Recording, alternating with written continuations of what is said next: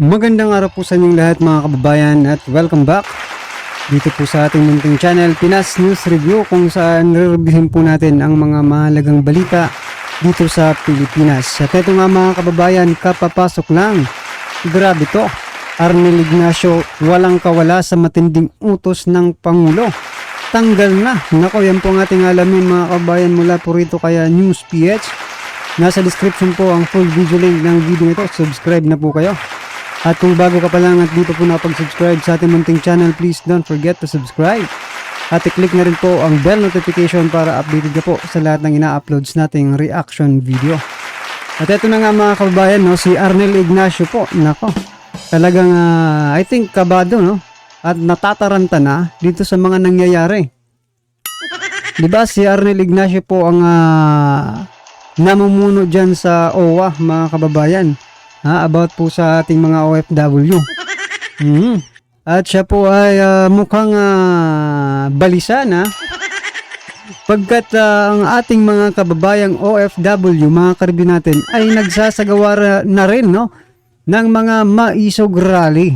Nako, kinukumbinsi po ni Arnel Ignacio ang ating mga kababayan na manahimik na lang. Yan Eto mga karibin natin, sama-sama at sabay-sabay po natin pakinggan, panoorin at bigyan ng komento ang video ito. Eto na po. Sinabi po si Arnel Ignacio, parang ang sarap pakinggan. Magkasundo tayong lahat. No? Huwag tayo magsiraan. Lalo na po yung Pangulo, huwag natin siraan kasi tuwing lumalabas, sinisiraan natin. Meron pong lumabas. Alam nyo, si Arnel Ignacio, dehin bokike yan, di ba? Hindi po kumikibo. Ngayong, ang alam ko sa OWA pa ba siya? Overseas Filipino Workers. Ano ba yung OWA? Overseas Welfare, parang ganun. Basta. Ayan, yung kasama siya ron sa mga OFW na mga pinuno natin. No? Matagal natin hindi naririnig na nagsasalita si Arnel Ignacio. Bakit lang ngayon bigla-bigla, no? Bigla-bigla nagsalita to si Arnel Ignacio tungkol sa wag daw nating siraan, magkasundo-sundo na tayo. Mahirap daw yun yung Pangulo ng Pilipinas, lumalabas ng bansa, sinisiraan natin, no? Parang binabalik na naman yung sisi.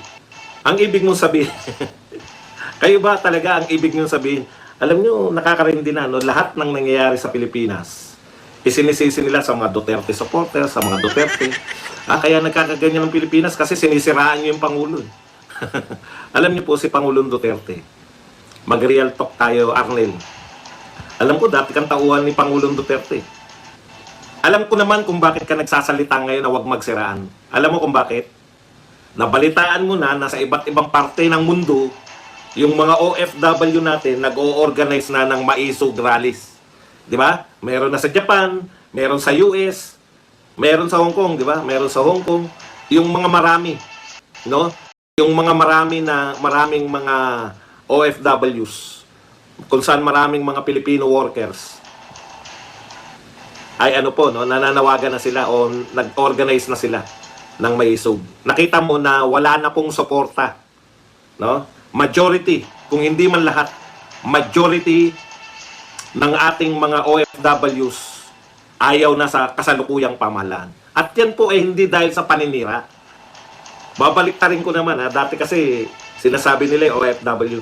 Yung mga OFWs po natin, may kamag-anak po yan sa Pilipinas. Huwag niyo po sabihin na kasi ginagawa niyong tanga mga Pilipino no?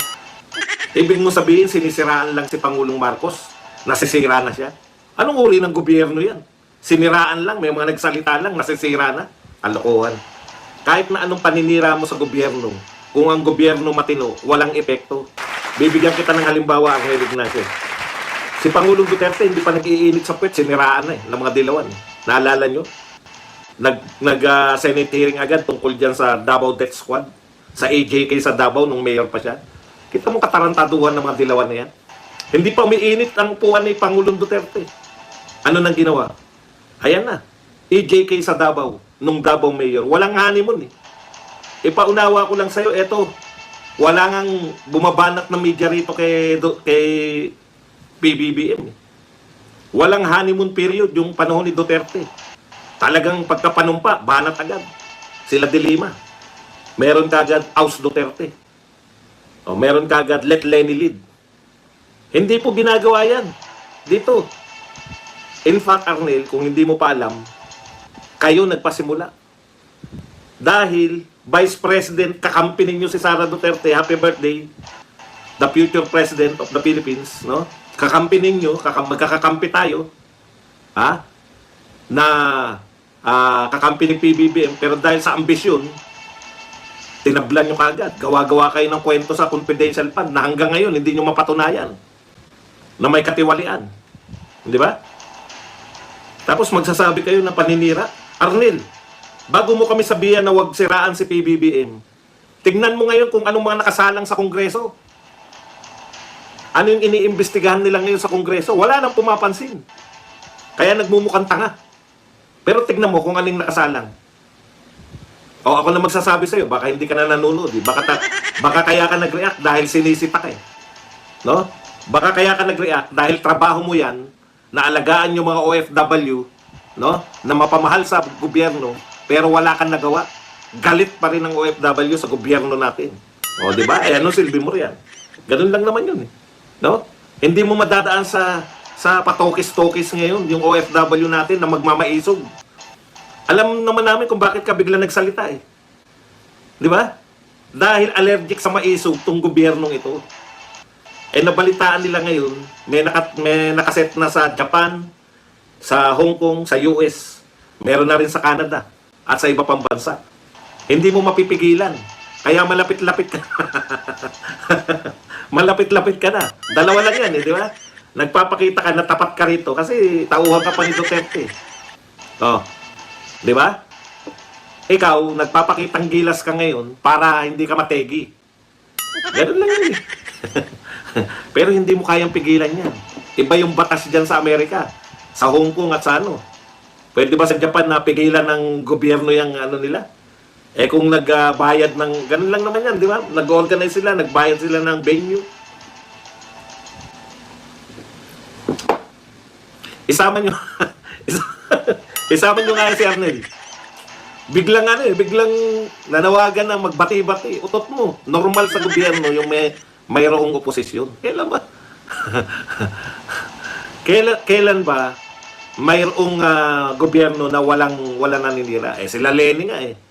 Di ba? Dumadayo pa ng ibang bansa. Si Maria Ressa, wala pong talab. Sa gobyernong tapat, sa gobyernong may nakikita yung tao na ginagawa, sa gobyernong na nararamdaman mo yung serbisyo, walang epekto yung paninira. Pero sa gobyerno na tokis lang, no? Sa gobyerno na hanggang hanggang paninira lang ang kaya. Oh, balik natin dito, Colonel. Baka wala kang ideya na sa nangyari sa Pilipinas eh. Nakasalang sa Kongreso, EJK, nung war on drugs, kahit tapos na yung gobyerno ni Duterte, sinalang pa rin nila. Sasabihin mo, wag manira. O ano pa nakasalang? Gentleman's agreement between Duterte and Xi Jinping. Ano purpose sa tingin mo? Purihin si Duterte kaya nila sinalang? Utot mo. So yan mga kababayan, no? Mukhang talagang gusto na rin busalan, no, ng gobyernong ito. Pati OFW, karapatan ng OFW mga kababayan. Sabagay, dito nga sa Pilipinas, nasa batas pa nga eh, no? Na pwedeng gamitin ang mga freedom parks, no? Para magpahayag ng kanilang damdamin, kanilang gustong iparating sa gobyerno. Pero pinipigilan pa. Ano pa kaya yung mga OFW, di ba? Nanunumpo sa ibang bansa. At hindi po madaling pwede rin silang ipadampot. Pwede ba? Ng mga imbahada. Pero malaking gulo po yan pag ginawa nyo, di ba? Sana naman po irespeto nyo po ang karapatan ng bawat isang mamamayan na magpahayag po ng kanilang magpahayag po ng malaya, no?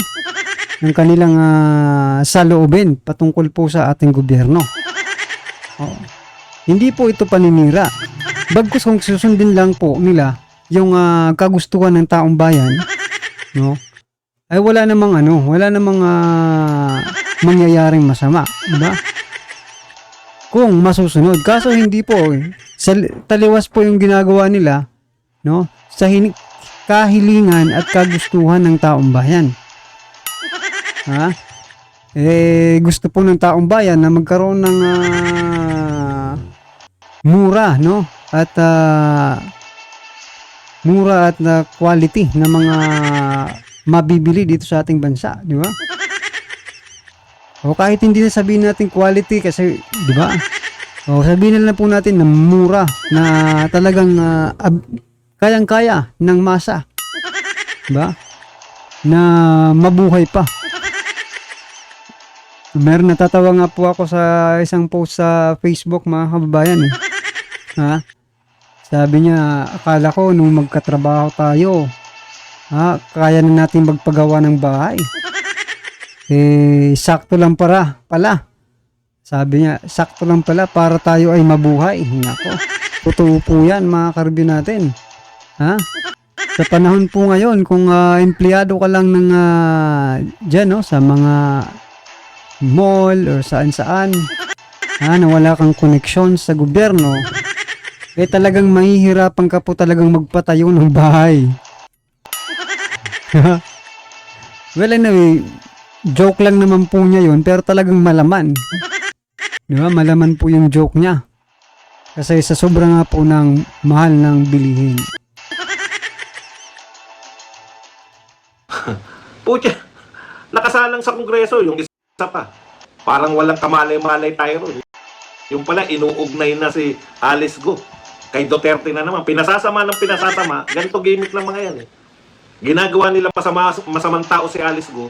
Kahit 99% ng Pilipino hindi kilala yan, pinapasama nila. Pag masama na, iugnay na nila kay Duterte. Inunahan na natin para hindi na sila maglakas loob. Doon din patungo eh. Yung Rappler, meron na ngayong nagsulat na yung Rappler. Ang si Alice Go ay kagagawan ni Duterte. Imagine niyo. Dahil ang Pogo ay naghanap kay Duterte, si Alice Go may kinalaman sa Pogo, kaya ang lumikha kay Alice Go ay si Duterte. Anak ng pupa. O yan, Arnel, malapit ka na matigok. Kasi mukhang yan yung inutos sa'yo. Pigilan ng mga maisog sa iba't ibang bansa. Yari ka. imbis na wala na kaming alam tungkol sa pinagagawa mo. Di ba? Alam mo, Arnel, yung hindi makapagpigil sa maisog, sinususpindi.